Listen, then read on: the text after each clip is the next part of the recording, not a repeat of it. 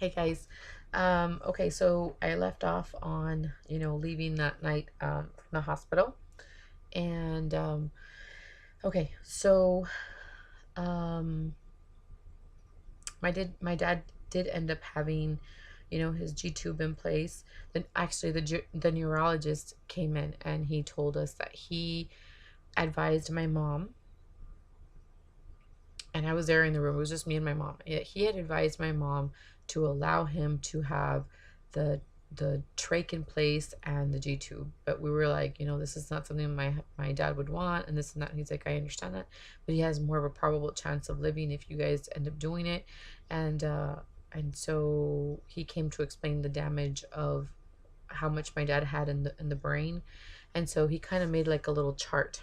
He kind of made like a little light bulb, you know and I probably should have drawn this out for you guys. Let me see if I can just draw it here really quickly so you guys can see. So he just drew like a light bulb, and it's not gonna be the best light bulb, guys, okay? So he kind of made like a picture like that, and he kind of made it right here, like where there's like a little, like the thing from the light bulb down here, right? And so, okay, so he kind of made it sound like, okay, so he said, your dad had a brain injury on one side of the brain, right? So it's on one side of the brain. If your dad would have messed up the stem, which is the stem of the brain, I would have told you he doesn't have a lot of chance of living. If he would have messed up, two, like one, this one and this one completely, like it would be harder. But since my dad only suffered, like what happened with my dad was, it was a hemorrhage. So it basically it popped in there, and so there was blood everywhere. So they couldn't go in there and like perform a surgery because it had already popped. So basically the blood there, it kind of damaged and stuff. And so they couldn't do any surgery on him there. So it was going to affect his mobility. So my dad is paralyzed from his whole right side, and that was his dominant side. He would write with his right hand and all that. So yeah. So he was paralyzed after the surgery. So we ended up deciding to do the surgery. We didn't want to do it, but we spoke to somebody from our church, which was a bishop on our church, and he said, don't worry about it, like, I'm a doctor, and we perform trachs all the time, and it doesn't mean that it's going to be permanent. Eventually they can come off of them. It's not a big deal. It's just a small little incision. I mean, if he doesn't need it anymore, they can close it up eventually. And so he reassured us. So anyway, so they ended up doing the surgery and all that, which is really, really scary. They did tell us, in case, he doesn't make it or whatever, because it is a procedure, and, and the condition my dad was in, we had to sign papers and all that stuff. So we ended up going for it, and we ended up doing it. Even though we knew it was against my dad's will, it's not something he really wanted for us to do, but we ended up doing it, and we have him here today because of that decision. He had a trach in place, and he always tried yanking it out. He was left paralyzed from his whole right side. He lost his speech, so he's not able to communicate all that well. He drools a lot. He didn't qualify for speech therapy or physical therapy or anything like that. What else? So he was being fed by G-tube at the beginning. They wanted him to just, get his nutrition that way. And he tried yanking the trach several times, and it was like we had to restrain him at the hospital because of it. But he was really, really angry, and he wanted to pull it out. Like he didn't want to live like that. Like we were taking it like he is really, really angry. He would go against everything. He would look at you angry, like, why are you doing this, to me, or whatever. um it was really, really hard,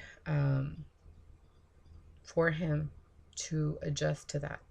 Every chance he would get, it was really hard sometimes, because when we were in the hospital, somebody always had to stay there with him, so we would rotate some nights. And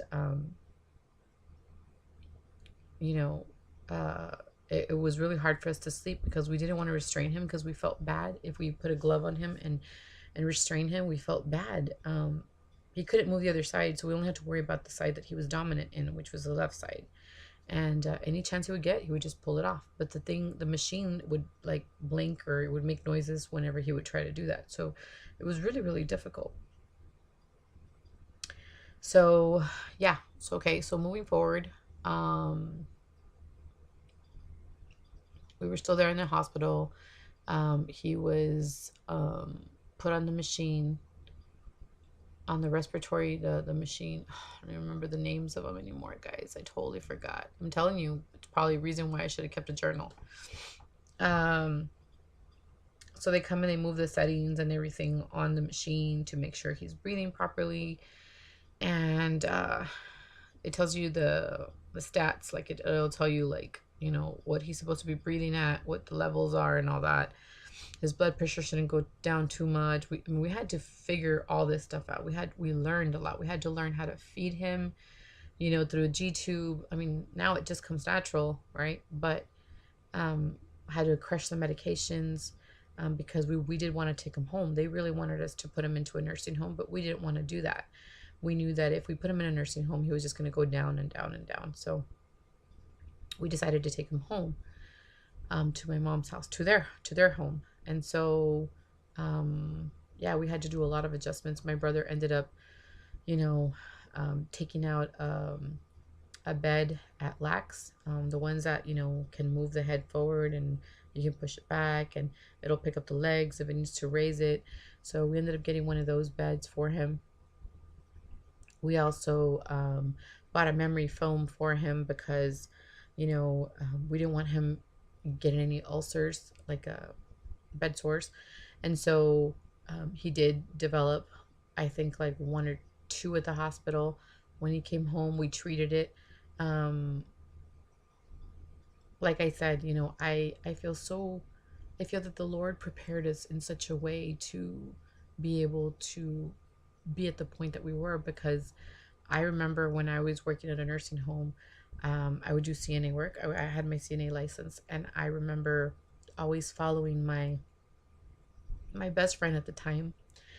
We would actually, I would help her sometimes, and I would see all the things that she would do with the treatments. I was in charge. I was a central supply supervisor, so I, would be in charge of ordering all the supplies for all the elderly people, all the patients. And so I would always tag along with her, because the director of nursing would always tell me to go with her, and like to help her and stuff with what she needed. And so I saw her cure a lot of different bed sores and stuff. Some of them were not curable, some of them got worse, and I felt really bad for the elderly. And some of them did get cured. So I had a lot of faith that I could heal these wounds. And so also I ended up, I knew she had actually, um the okay, well, let me not get off track here. So he developed those bed sores and stuff, and so they were cleaning it at the hospital, and I saw that they would put like the patch on there. And it's like a heart shaped, and then you put it on the wound, and it'll keep it from getting dirty from any, because they usually develop it in the butt area. And so they would clean up the area, and then they would put the patch, and that would help it from getting bigger and bigger and stuff. But since my dad could not move for himself, they always had to rotate him. So they ended up ordering him a bed when he was in the hospital, like a self-rotating bed. So every like 2 hours or every hour, the bed would shift. It was like it would fill up with air, and then you could change the settings, and it would flip with air again. And so my dad always was rotated like that because he was so big. They couldn't be, rotating him all the time. And they're so busy in the intensive care that, it was hard. Like sometimes we were like telling him, he needs to be rotated already, and stuff. So they ended up just getting him that bed. So he had a lot of, we had so many blessings in the hospital. We had such great care there. Another thing probably that happened there.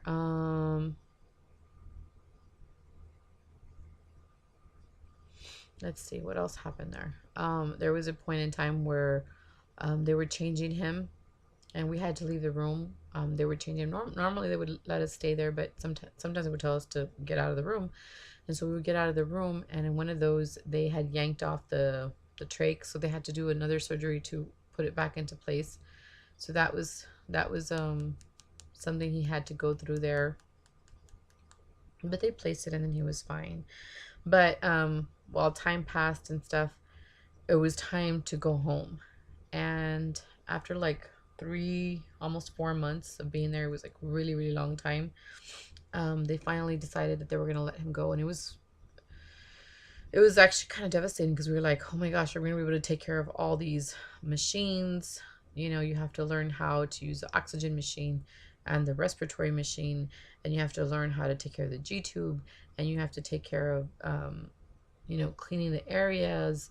And it was just like, and we have to make sure we rotate him, and we got to take care of the bed sores, and just make sure he doesn't choke or anything like that. So it was a lot that we had to learn, but we had faith that we could do it, and we didn't want to place him in a nursing home. Even though I had worked at a nursing home, it's not a bad place to put him in a nursing home, but I do feel that they get depressed and they think that we forget about them. And that's not what we should be doing. We should be caring for the people who raised us. And so we made it a point to take them home.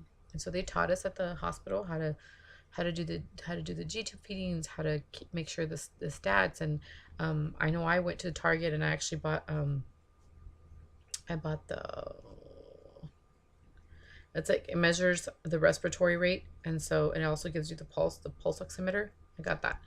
And so it would always tell me like if he was low or if he was high. I knew how to do vital signs because that's what I studied in school. And my brother knew more of the technical stuff. He knew how to move the machine, the oxygen machine and the respiratory machine, how to do the connections. And we had the Foley catheter that we had to empty. There's just so many wires and tubes and so many things going on. The doctor didn't want us to take him home. They wanted us to, especially the respiratory doctor, he wanted us to not take him home. He wanted us to put him in a nursing home. And my brother stood firm and he said, no, we're going to take him home. And he didn't really like that much, but we ended up doing it anyway. And so like 2 days, I think, not even two, I don't know if it was 2 days. I don't know if it was a day or two. We ended up back in the hospital and they were like, well, why are you here? And it was the same doctor that had told us not to take him home. And my brother ended up standing firm and told him, you know what, you just need to do your job.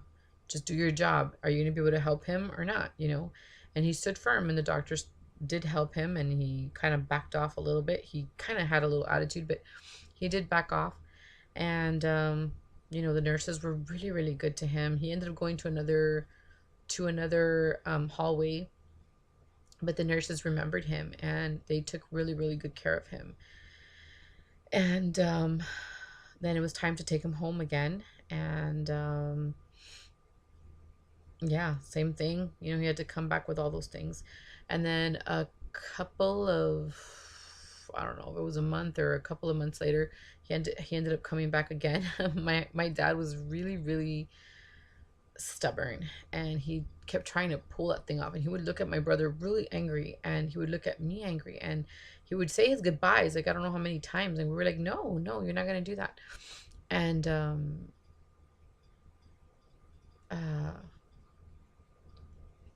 we ended up having to go back to the hospital. There was this one time, well, it was a couple of times. My dad actually took off the trach and he just handed it to my brother, like, here.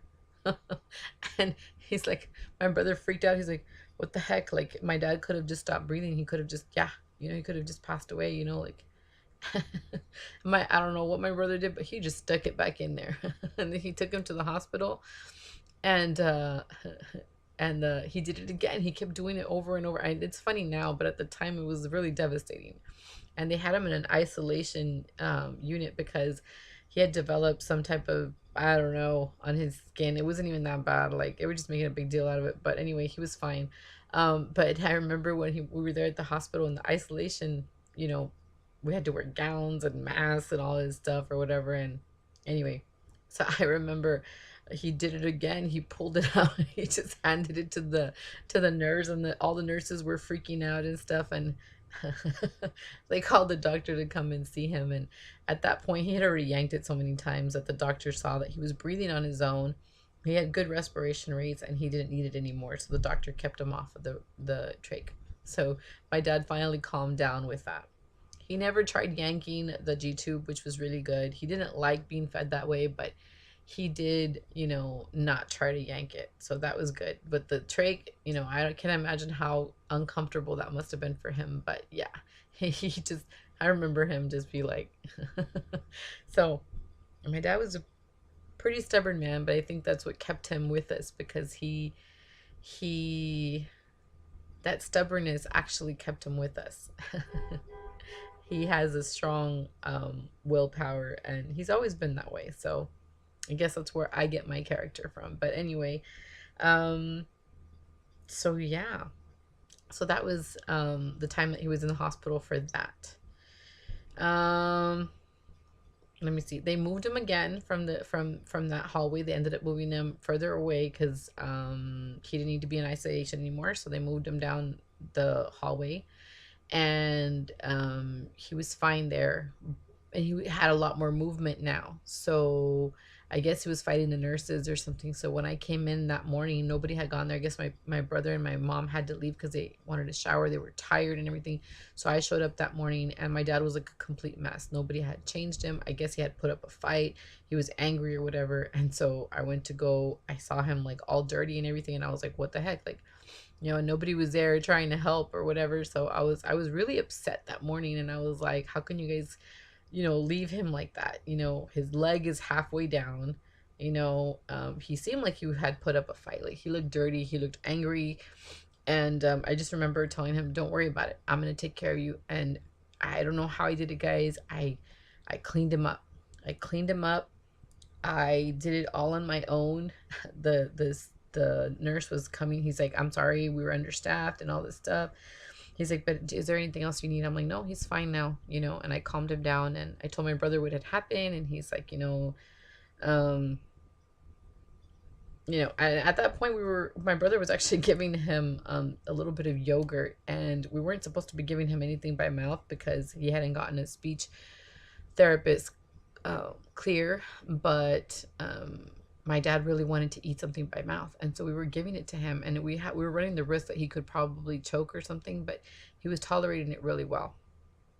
And at that time, he was supposed to have an exam also.